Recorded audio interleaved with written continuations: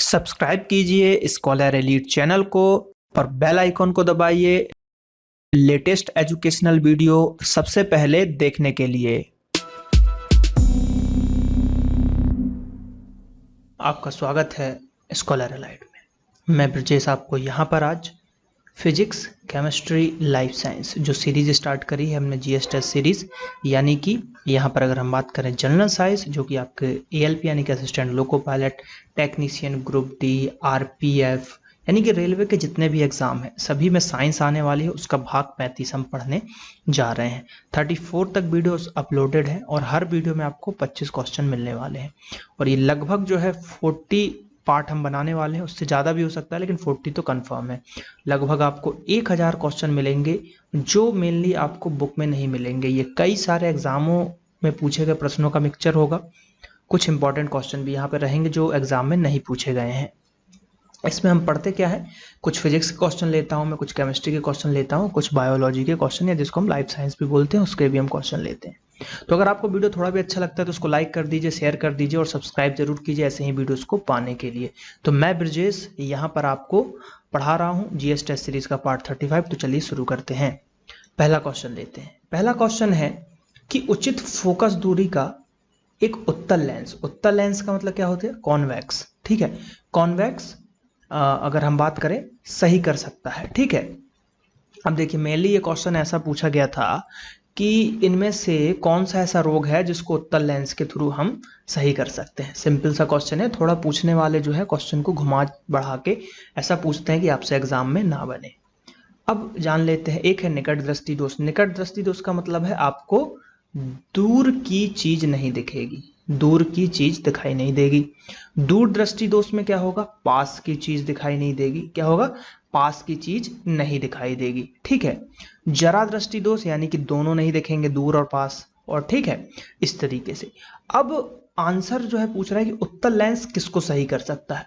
तो उत्तल लेंस की अगर हम बात करें तो उत्तल लेंस जो आप पास की चीज देखते हो, जैसे मैग्नीफाइंग ग्लास होता है, मैग्नीफाइंग ग्लास आपने देखा होगा, वो क्या करता है, वैसे हाथ देखते हो मान लो तो हाथ की रेखाओं को बड़ा करता है, यानी कि पास की चीज आपको दिख नहीं रही थी उसको बड़ा कर रहा, तो उसमें होता है उत्तल लेंस। तो यहां पर भी जो उत्तल लेंस काम करेगा किसको, पास की चीज जिसको नहीं दिख रही। तो दूर दृष्टि दोष इसका एकदम सही आंसर होगा।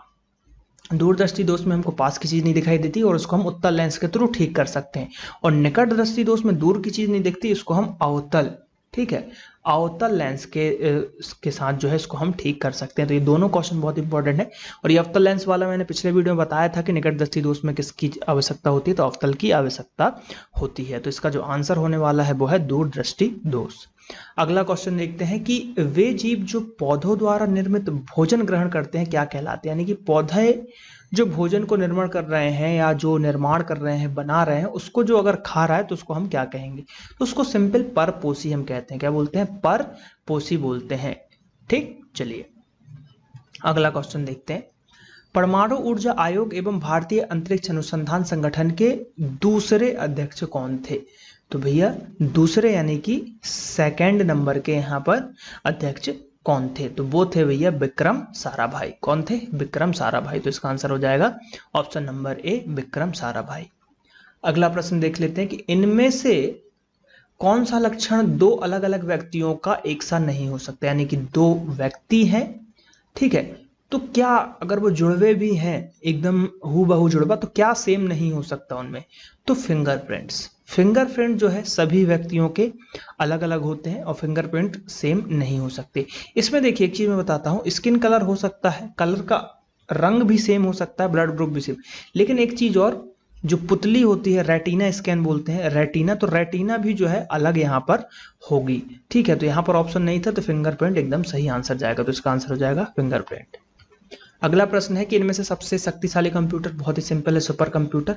और एक क्वेश्चन और पूछा जाता है, इंडिया का फर्स्ट सुपर कंप्यूटर, तो वो आपको पता होगा परम, ये आपको लगाना है। चलिए अगला प्रश्न देख लेते हैं क्या है। भारत में प्रथम परमाणु ऊर्जा स्टेशन कहाँ स्थापित किया गया था। तो तारापुर। तारापुर जो है आपने संयंत्र सुना होगा, लूसेंट वगैरह में भी दिया हुआ है, सभी लोग पढ़ते हैं, तो बहुत ही सिंपल सा है, तारापुर इसका सही आंसर होगा।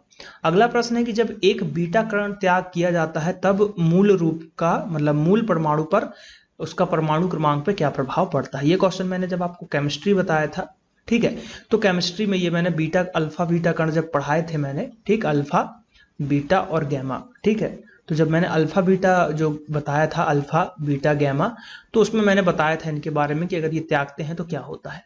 तो इसमें क्या होगा, वो बढ़ जाता है। क्या, सबसे पहले तो आपको याद रखना है कि वो बढ़ता है। तो बढ़ेगा क्या, 1 से बढ़ेगा, एक ही ऑप्शन है, तो इसका आंसर क्या हो जाएगा कि 1 से बढ़ता है। चलिए अगला, अब राइजोबियम, इसके बारे में हमने कितने बार पढ़ चुके हैं, हर एक पार्ट में कभी न कहीं किसी दूसरे तरीके से क्वेश्चन पूछा जाता है। तो यहाँ पे क्वेश्चन है कि राइजोबियम का क्या महत्व है। नाइट्रोजन के यौगिक को गैसीय नाइट्रोजन में बदलना नहीं, यह वायुमंडलीय नाइट्रोजन को स्थिर करता है, ये सही हो सकता है। यह अमोनिया निर्माण करता है और ये जैव पदार्थों का क्षय करता है। तो इसका आंसर है ऑप्शन नंबर बी कि ये वायुमंडल के नाइट्रोजन को स्थिर करता है। तो ये क्वेश्चन तो मैंने कई बार बताया है। मटर का पौधा जो होता है, फलीदार पौधा होता है, उसके जड़ में मेनली ये पाए जाते हैं। अगला प्रश्न, उस कथन का चयन कीजिए जो कायांतरण के बारे में गलत है। ठीक है, तो कायांतरण के बारे में गलत है, तो अगर हम बात करें ये अंडे से वयस्क का परिवर्तन, तो ये तो बिल्कुल सही है। अंडा सीधा एक जीव है और जीव से उन्हीं विशेषताओं के साथ जो एक वयस्क में होते हैं, तो ये एकदम गलत है। ऐसा तो है नहीं कि वयस्क में जो विशेषताएं हैं वो इसमें भी हो, और वह विभिन्न चरणों से गुजरता है, ये भी सही है, और हर चरण में विकास की विशेषताएं भिन्न होती है, तो ये भी सही है। तो ऑप्शन बी इसका यहाँ पे गलत होगा, यानी कि राइट जवाब है बी वाला। चलिए अगला प्रश्न देखते हैं कि कुएं से पानी निकालने के लिए रस्सी को क्या करना पड़ता है, धकेलना पड़ता है, खींचना पड़ता है, धकेला या खींचा जाता है, धकेला और खींचा जाता है। तो देखिए अगर हम बात करें यहाँ पर कि कुएं से पानी निकालने की बात हो रही है, तो कुएं से अगर आप पानी को निकालते हो तो कुछ लोग इसका आंसर लगा देंगे धकेला और खींचा दोनों जाता है। सही बात है भाई, बाल्टी यहाँ है, हमने पुल्ली से डाला तो अंदर पहले डालेंगे हम कुएं में, पहले हम अंदर बाल्टी डालेंगे फिर खींचेंगे, यानी कि पहले हमने रस्सी डाली और फिर रस्सी को खींचा। लेकिन यहाँ पर आंसर हो रहा है खींचा जाता है। यहाँ पे जो आंसर है खींचा जाता है, क्योंकि ये प्रीवियस ईयर क्वेश्चन है, ठीक है, जो कि रेलवे में पूछा गया था, तो इसका आंसर है खींचा जाता है। अब देखिए ये ऐसा क्यों हो रहा है, देखिए मेनली अगर रियल लाइफ की बात करें तो धकेला जाता है और खींचा जाता है, लेकिन इनने आंसर इस हिसाब से लिया है कि भैया सिर्फ पानी निकालने की बात हो रही, तो पानी जब बाल्टी में भर गया तो वहां से निकालने की प्रोसेस की जा रही है, तो वो खींचा हुआ उसको मान रहे हैं। तो इसका आंसर है पुल्ड, यानी कि खींचा जाएगा। लेकिन अगर रियल लाइफ की बात करें अगर, तो उसमें आपको दोनों चीजें करनी पड़ेंगी। अगला प्रश्न देखते हैं, रेशम प्राप्त करने के लिए रेशम कीट के पालन को क्या कहते हैं। तो देखिए एक चीज, यहां पर मधुमक्खी पालन है, रेशम उत्पादन है, बागवानी है और वनवर्धन है। ठीक है, यहां पे पूछा है कि रेशम कीट के पालन को, यानी कि रेशम को जो आप पालते हो तो उसको क्या कहते हो, तो उसको हम कहते हैं यहाँ पर सेरीकल्चर। तो अब आपने यहाँ पर इसको तो आइडेंटिफाई कर लिया, रेशम उत्पादन, लेकिन आजकल के पेपर में क्या हो रहा है, ये देंगे और इधर क्या लिख देंगे, सेरी कल्चर, ऐसा लिख देंगे। तो क्या करोगे, यहाँ पे मधुमक्खी पालन ना देके एपीकल्चर लिख देंगे, हॉर्टिकल्चर में बागवानी लग के हॉर्टिकल्चर ही देंगे, और सिल्वीकल्चर भी देंगे। तो आप क्या करोगे, तो उसमें आपको ये याद होना चाहिए कि भैया सेरी कल्चर ही कहते हैं। कैसे, सेरी, या फिर इसको पढ़ो साड़ी, और रेशम की साड़ी बहुत महंगी होती है और सबको चाहिए होती है, तो कैसे याद करोगे, साड़ी, साड़ी, और कल्चर है ही हमारा इंडियन कल्चर है साड़ी पहनना, तो साड़ी रेशम की, तो इस तरीके से रिलेट करके इसको पढ़ सकते हो। ठीक है, चलिए अगला प्रश्न, उत्तराखंड में वन अग्नि किसका उदाहरण है। भी जैसा कि आग भी लगा था कुछ 1-2 महीने पहले, तो उत्तराखंड में ये किसका उदाहरण है, तो मेनली जो है ये रैपिड कंबस्टन, यानी कि तेज दहन, बहुत तेजी से आग फैलता है, उसका यहाँ पर मतलब उदाहरण है। अगला प्रश्न देख लेते हैं कि आणविक भार बराबर बाष्प घनत्व इंटू 2, यानी कि दोगुना बाष्प घनत्व, यह किसका मान है, तो मेनली जो है ये गैसों में ऐसा होता है, किसमें, गैसेस में होता है। अगला प्रश्न देखते हैं कि भूमि के जल के रिसाव द्वारा भौम जल, यानी कि भूमि का जल फिर से प्राप्त होता है, इस प्रक्रिया को क्या कहते हैं, तो इसको बोलते हैं इनफिल्ट्रेशन। क्या बोलते हैं, इनफिल्ट्रेशन, या कि अंतस्यतन इसको बोला जाता है। तो आंसर हो जाएगा बी। अगला प्रश्न है कि वस्तु को विश्राम अवस्था से गतिशील करने के लिए आवश्यक बल का एक माप स्वतंत्र क्या है, तो वो है मेनली, अगर हम बात करें यहां पर, तो वो है स्थैतिक घर्षण, स्टैटिक फ्रिक्शन इसको कहा जाता है। निम्न में से कौन विद्युत का चालक नहीं है, अम्लीय जल चालक है, नमक का जल चालक है, सॉल्ट वाटर तो होता ही कंडक्टर, आशुद्ध जल यानी कि डिस्टिल्ड वाटर ये चालक नहीं है, तो इसका आंसर हो जाएगा यही, और लवण विलयन भी चालक है, तो इसका आंसर है ऑप्शन नंबर सी, बिल्कुल सही है, डिस्टिल्ड वाटर। मछुआरे जो मछली मारने का काम करते हैं, जिन्हें पर्याप्त मात्रा में समुद्र में की उन्होंने मछली खाई हो और आमतौर पर उनमें थायरॉक्सिन की कमी नहीं होती है। क्यों नहीं होती भैया? समुद्र के जो समुद्री मछली जो होते हैं उसमें आयोडीन भरपूर मात्रा में होता है। आयोडीन जो होता है भरपूर मात्रा में होता है, वो खाते हैं इसलिए उनको नहीं। तो समुद्री मछली में अगर हम बात करें तो आयोडीन का एक अच्छा स्रोत है, तो ऑप्शन ए इसका सही आंसर हो जाएगा। चलिए अगले प्रश्न को देखते हैं कि ध्वनि प्रदूषण को नियंत्रित करने के लिए क्या करना चाहिए हमको। तो पहला ऑप्शन है कि मोटर वाहनों को प्रभावशाली जो है रसायनक प्रयोग करनी चाहिए। ठीक है, ये ठीक है, मतलब ज़्यादा मतलब साउंड यूज़ नहीं करना चाहिए, साइलेंसर्स अच्छे यूज़ करना चाहिए। ठीक है, जैसे आजकल बुलेट लोग यूज़ करते हैं तो उसमें भी साइलेंसर आप लो वाला लगवा सकते हो जिससे आवाज़ कम करे। ठीक है, और सड़कों के किनारे वृक्ष लगाएं, बनी सी बात है। देखिए जैसे मान लो ये खाली सड़क पे आवाज़ ज़्यादा गूंजेगी और यहाँ पे अगर वृक्ष ज़्यादा होंगे दोनों तरफ तो एक तो पॉल्यूशन से भी बचेंगे, यानी कि जो वायु प्रदूषण है, एयर पॉल्यूशन है, उससे भी बचोगे, और दूसरा साउंड से भी, क्योंकि टकरा के वहीं की वहीं साउंड जो है रुक जाएगी। तो ये भी सही है। लाउड स्पीकर में शोर उत्पन्न करने वाले संगीत वाद्यों में प्रतिबंध करना चाहिए। मतलब प्रतिबंध ऐसा नहीं कि बिल्कुल बैन कर दो, बजाइए आप, उसकी एक लिमिट हो कि भाई इतना तेज नहीं बजा सकते, या फिर आप दिन में बस 1 घंटे ही बजाओ या 2 घंटे ही बजाओ। ये नहीं कि भैया, जैसे है प्रतिबंध है कि रात में आप 12-11 के बाद तक डीजे नहीं चला सकते, लेकिन ठीक है, वो अच्छी बात है, लेकिन कुछ चलाने वाले तो चलाते हैं, तो इस पर थोड़ा सा होना चाहिए। और देखिए सरकार के नियम बनाने से नहीं होगा, खुद को सोचना पड़ेगा हमको। यहाँ पे अगर हम बात करें तो इसका आंसर होगा उपरोक्त सभी, क्योंकि तीनों यहाँ पर सही हैं। तो इसका आंसर देखते हैं, जी हाँ बिल्कुल सही, उपरोक्त सभी है। अगला देखते हैं, परमाणु क्रमांक जो है आधार है किसका। हमारे पास 5 ऑप्शन है इसमें। लोथरमेयर वक्र का, तो ये तो गलत है, ऐसा कुछ है नहीं। न्यूलैंड अष्टक नियम भी परमाणु क्रमांक का इसमें कोई रोल नहीं है, गलत है। आधुनिक आवर्त सारणी का ये हो सकता है, क्योंकि आवर्त सारणी में परमाणु क्रमांक के हिसाब से चीजें दी गई हैं। और डॉबलिन-ट्रेक नियम ये भी नहीं है ऐसा कुछ इसमें। और आवर्त सारणी के दीर्घ रूप, तो ये भी इसका सही होगा। तो इसका जो आंसर होना चाहिए, देखते हैं ऑप्शन में क्या है, 1, 2, 4, तो इसमें तो ये गलत हो जाएगा। तीसरा 5वां ये हो सकता है सही, पहला चौथा तो नहीं होगा। पहला तीसरा 5वां, तो देखिए 5वां तो हमारा सही है और तीसरा भी सही है, लेकिन पहला वाला ये गलत है, तो ये ऑप्शन भी गलत होगा। तो सिर्फ हमारे यहाँ सबसे बी होना चाहिए। तो आंसर देखते हैं, करेक्ट आंसर थर्ड और बी, यानी कि बी वाला सही है। अगला प्रश्न, एक वायलिन, ठीक है, वायलिन है, ठीक है, जो इस टाइप का होता है ना, आपने देखा होगा मोहब्बतें, अगर आपने मूवी देखी होगी तो कुछ उसमें मतलब थोड़ा सा जो है यहाँ पे गलत बन रहा है डायग्राम ऐसा। और मेरी ड्राइंग मेरी ड्राइंग बहुत ही ज़्यादा खराब है, और यहाँ पर ऐसा एक या 2 वायर होते हैं जो भी हो, और एक वो उसको बजाने वाला कुछ ऐसा तीर धनुष टाइप का होता है, और इसको जो है इस पे ऐसे जो है रगड़ा जाता है तो इससे आवाज निकलती है, तो इसको हम बोलते हैं वायलिन। ठीक है, तो इसको क्या बोला जा रहा है कि है तो उसको 512 हर्ट्ज पे बजा रहे हैं उसको, और फिर बजा रहे हैं 768 हर्ट्ज पे बजा रहे हैं।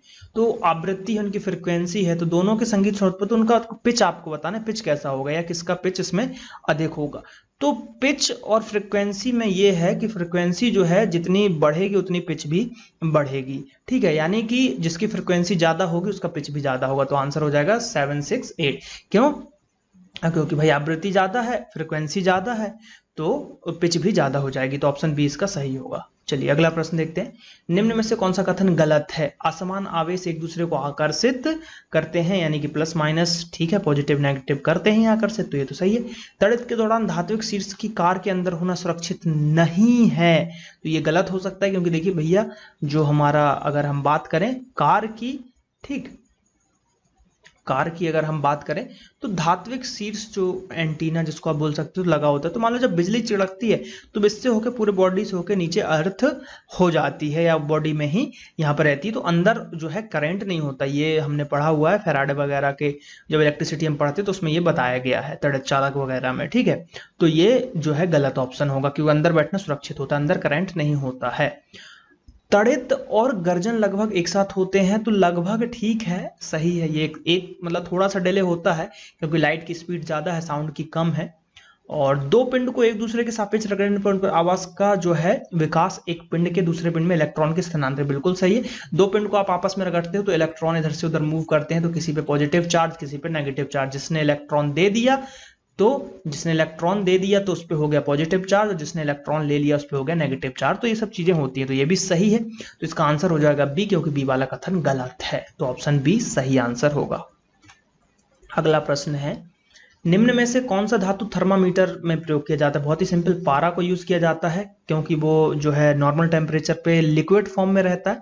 और पारा जमता कितना पे? अगर पारा की बात करें तो -39 डिग्री सेल्सियस पर ये जम जाता है। ये क्वेश्चन में पूछा गया है, इसीलिए जो है -39 से अगर ऊंचे आपको तापमान नापना है तो उसके लिए हम एल्कोहल थर्मामीटर यूज करते हैं, क्योंकि एल्कोहल जो है -115 पे, यहां पर अगर हम बात करें तो -115 पे जमता है। तो ये चीजें जो है आपको थोड़ा सा याद रखना है। चलिए अगला क्वेश्चन देख लेते हैं। क्या है कि सोपान पाद वाले टायर जो है खांचेदार होते हैं, ऐसा क्यों होता है? मतलब जो टायर वगैरह है वो क्यों? तो मेनली फ्रिक्शन के लिए, कि पकड़ अच्छी बने रोड पे, तो सड़क पर बेहतर पकड़ प्रदान करने के लिए। तो इसका आंसर हो जाएगा ऑप्शन नंबर ए सही है। अगला प्रश्न देखते हैं, क्या है? दुर्लभ पशुओं की संख्या में कमी का प्रमुख कारण क्या है? यानी कि पशुओं में जो कमी हो रहा है उसका कारण क्या है?